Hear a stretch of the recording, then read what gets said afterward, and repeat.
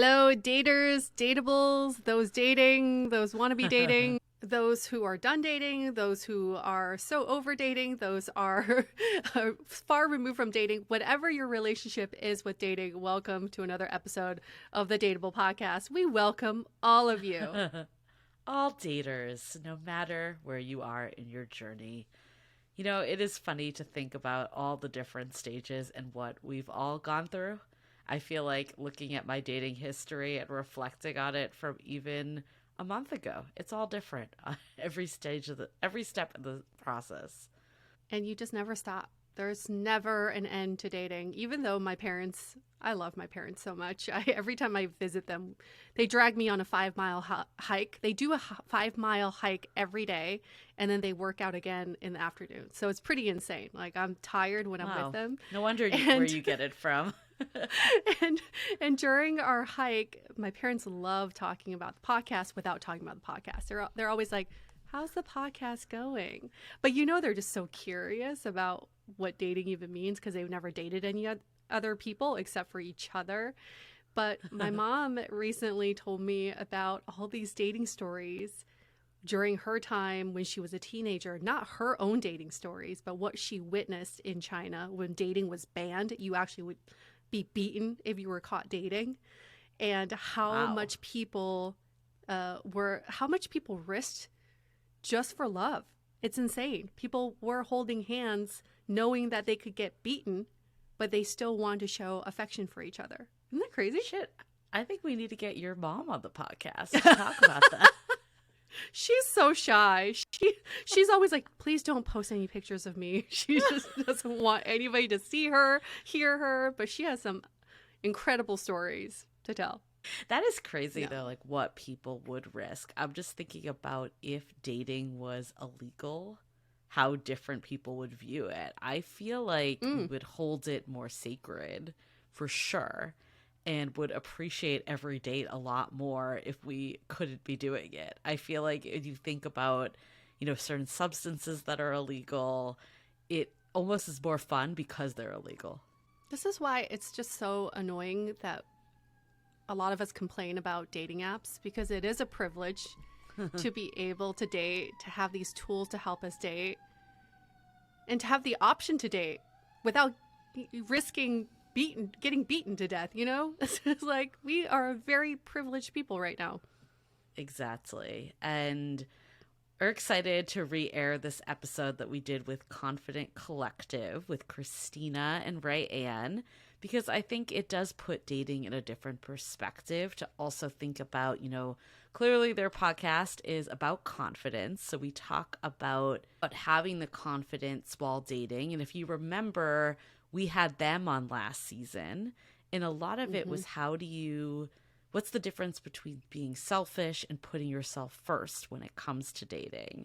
So often we're looking at, what's going wrong in dating, opposed to being in the driver's seat thinking like, hey, this is actually a really rare time where we get someone's undivided attention to go on this date. We may as well enjoy ourselves in the process.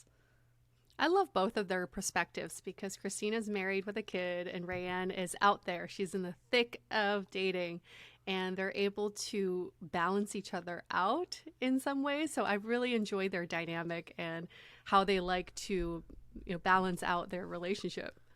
Yeah, that was perfect. And I feel like we kind of debunked a lot of myths on this podcast that we did with them.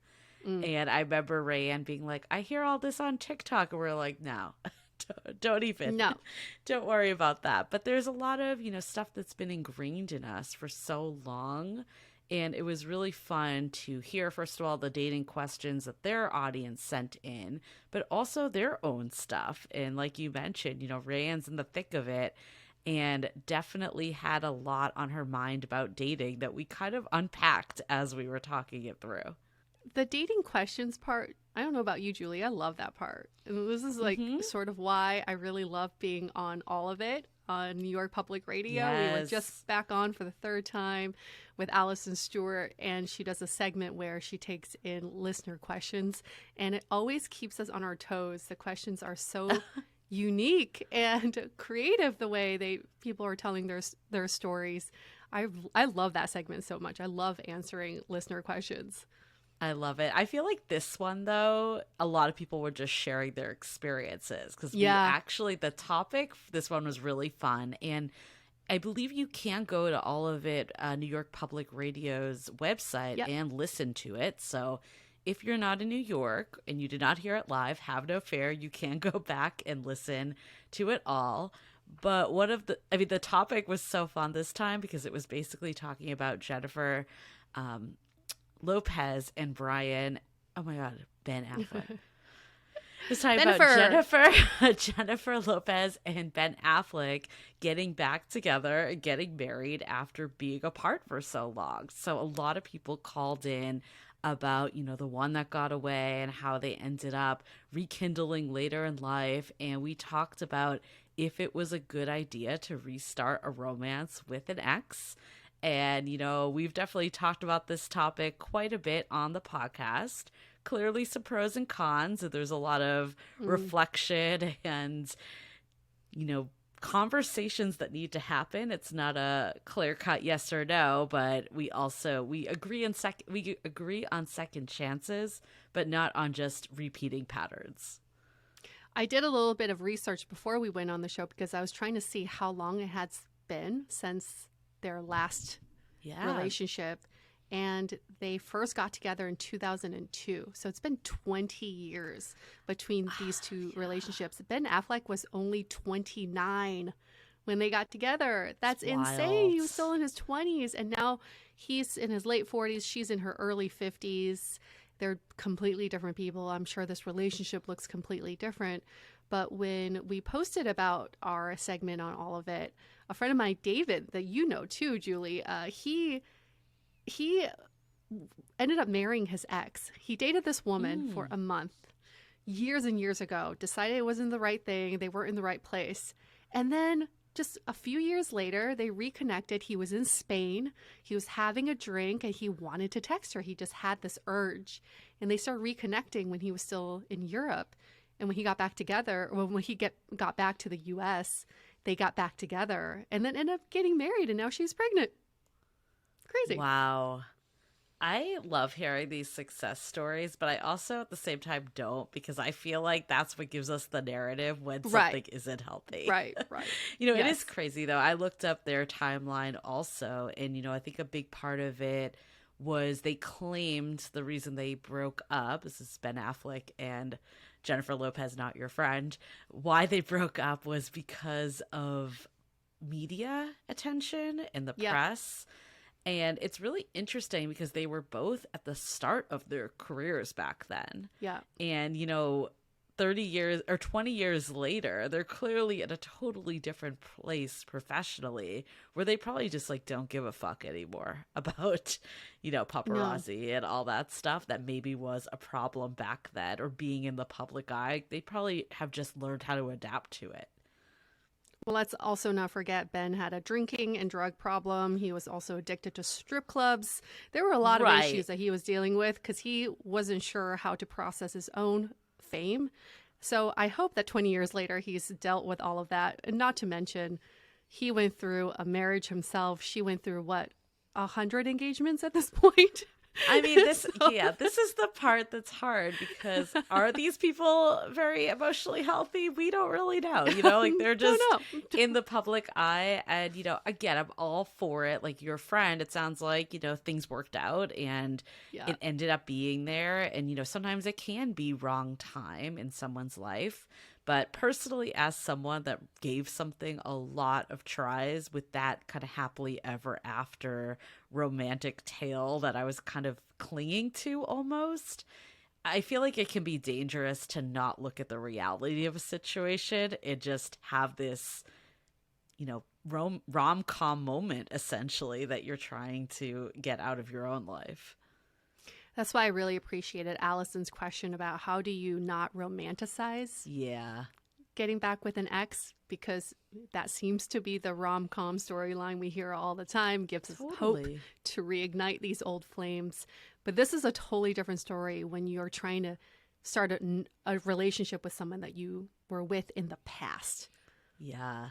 It also does remind us, it reminds me of the TV show that you and I both got really into. I feel like this show did not take off to the degree it should have. No. It should have been the next Love is Blind. And maybe by us talking about it on this podcast, it will help boost its ratings. But The One Who Got Away on Amazon Prime. I told Yue that my partner and I started watching, and I think within an hour or two, you were already hooked. You had started. I was already eight episodes in, and my partner was also hooked. I was so hooked because there is a very good-looking Asian man on the show, and he is in high demand, and I love that he was sort of like the love interest of the storyline. But we also have been speaking to some of them on DM, not to give it away, but we've been talking to them, and hopefully some of them will come on our show. We may or may not be diving into this topic a little deeper, but I think I think it's a great topic, The One Who Got Away. I don't know. Can you think of, like, I definitely can think, I mean, there's so many factors, clearly. One, I'm very happy in my relationship. I'm not looking to reignite, but let's say I was single. Mm-hmm. I can think of one person. He's also married right now. So again, this is like not a realistic scenario.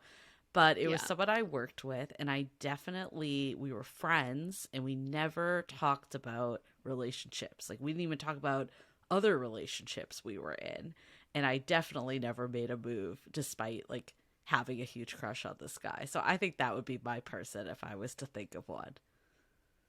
Yeah, I remember we had this conversation a while ago, a few episodes ago, and I think my answer was there are some people I hope to come back for me, but not that I'm hoping that the relationship will actually happen. It's more of an ego boost. Interesting. I hope these people will show interest again. I think, everything works out the way it's supposed to be, but I think for mine, the reason I picked this person is, in retrospect, I wish I just put it out there. I think I just didn't make any moves, and we talk about this a lot. When you make no moves, that's actually the worst thing that can happen.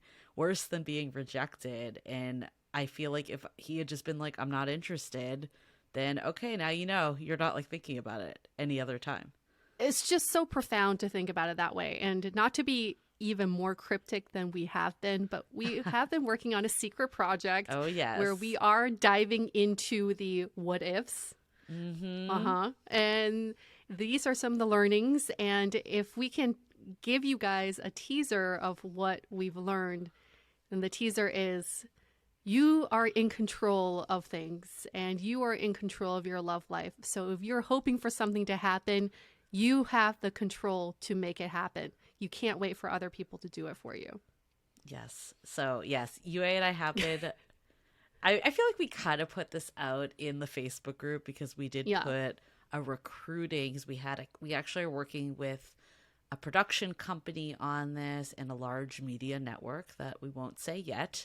And they actually had a casting agency that went out to find people to be on our upcoming show. And so we did put this out, but it's been really fun to work with outside production. And I think, we've been like a 2-woman show for so long, and obviously that has its benefits as well. But it's been really, I think fun is the right way to say it. It's fun to get a lot of people in the room and brainstorm and have all the ideas and see what other people bring to the table as well. And to know that other people care. Yeah, like everyone. I was thinking too. about that too. I was like, everyone on this call is so invested in this happening and what's going on with this show. Yeah, it's really nice to, one, them recognize the good work we've already been doing for all these years, but then also take that involvement like we have. Yeah, I'm so excited. I hope we can announce that soon, but we'll just keep soon it very enough. mysterious. We'll leave everyone on the toes, but soon enough there will be something great there for you. But that doesn't mean that Dateable is going anywhere. Dateable is coming on season 15. We've been really recording strong, I feel like. Yue and I love recording. Plowing. I think, it is our favorite thing to do. I feel like I genuinely am excited every conversation we have, and we have a really great season opener in store, and it'll just be a couple more weeks. We have this and next week as the last of the bonus, and then we're going to get into it. So season 15 is just around the corner. It feels like season 14 just ended, but this is how we do it. We gotta come back for the back half of this year. We're so stoked. Every new season, it's a different vibe, different theme, different learnings. And speaking of lurking around the corner, maybe lurking's not the right word, but just right around the corner, you never know who you run into. Oh, yes. I need to give a shout out. You have a good story. I have a good shout out. Oh, my God. This made my freaking week. Thank you, Yue, for reminding me, because I texted Yue right after. I was super excited. I was, taking a little breather. I needed to get some fresh air, so I went out for a little and had coffee at this coffee shop near my house that had outdoor seats. I was, I hate to admit this, but I was completely buried in my phone texting and not aware of my surroundings at all. But then a really sweet girl came up and she's like, Julie from Dateable Podcast. So I'll give a shout out to Lydia, who recently moved to San Francisco from Toronto. She told me that she loved Dateable, and she had every episode downloaded, which made me super happy. And it was just really nice to meet someone. I love when people come up. I've had that happen a few times at events, particularly. I don't think as much just randomly on the street. I definitely was a little taken off guard just because, you're not expecting it, but it was a really welcome surprise as well. Well, thank you, Lydia, for downloading our episodes, for supporting us, and for having the courage to go up to Julie. It's not easy to go up to strangers and be like, I know you. Especially when they're not even looking. Their head is in their phone, which is why no one can meet anyone in real life. But that's another story. As you can see, Julie. I'm completely guilty of it. Julie, tisk. We also want to give another shout out to Geraldine, who is our Instagram friend. She said, recently discovered the podcast and have been binge listening ever since. Today I was listening to the to peg or not to peg episode while parking my car and was laughing so hard that I bumped into the curb and scratched my car. Still worth it. Oh my God. I think we should start a new segment, Comment of the Week. That one definitely wins. Maybe Comment of the Year. That one wins. Yeah, I screenshotted it and it's in my favorites folder. Yes. I look at it all the time. It's true. I've done that before. I'm so wrapped up in an episode. I'm listening in my car and then I, do something very dangerous and stupid because I'm not paying attention to the road. Well, thank you, Dateable listeners, for finding us, for sending the messages. That always makes our day. It keeps us going. Like we said, it's always great to know that others are in this with us. So keep the stuff going. I think that's a good segue to announcements. Announcements, come find us in the real world, but also you can come find us at Dateable Podcast on Instagram, Loving the Time of Corona. The Sounding Board is our premium community. If you want to gain more dating confidence, that's a great place to do it, as every week they have conversations with our wonderful host team, and then once a month, office hours with Yue and I. So if you're not in the Sounding Board yet, go to dateablepodcast.com/sounding board. And of course, you can join all of our free platforms as well.